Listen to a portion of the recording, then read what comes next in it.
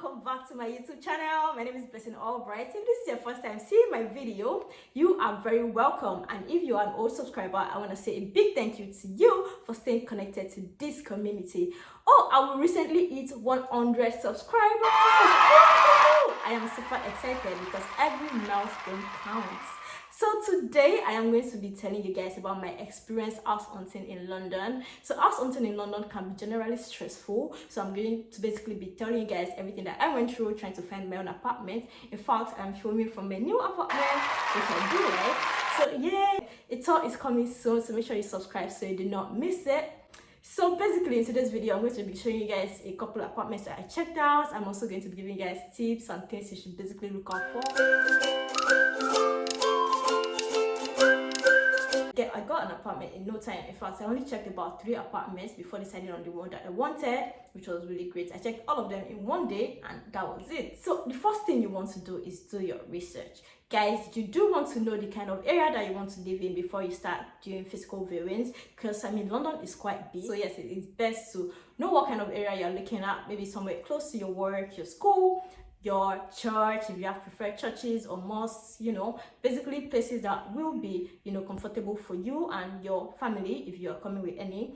So yes, it is very important to do your research and know what kind of area you want to move in. So another thing you want to look at is crime rates in the area that you're looking at, because I know for us, we actually did like a particular area in London. Then when we checked the statistics, they were not looking too good. So, you know, we basically just had to like decide on another area that probably like had the same things that we were looking for. So yes, we were able to finally decide on what area we were going to look at. Then we were able to organize viewings in that area, which made it like super easy. So what we did was to just book every viewing, you know, on the same day, so that from one apartment to the other, it was like relatively easy moving around and doing the viewings. Another thing that you do want to check out is, you know, nearby amenities like pubs, restaurants, supermarkets, stores, and all of those things that you basically need around so you can have like a comfortable living, maybe schools if you have kids and all of that. So yes, all of these are things that you should definitely do your research on so you can better decide what kind of area you do want to live in. Another thing you'd want to have ready is your passport and your references. So they are going to ask for employer references. They are going to want to confirm that you actually do earn the amount that you say you earn and that the amount covers for the amount of the rent. In our own case, it was 2.5 times the annual rent. So they can as well decide to contact your former landlord. So if you are able to arrange that, please do. However, if you are unable to, I'm sure your agents can find, you know, reasonable alternatives.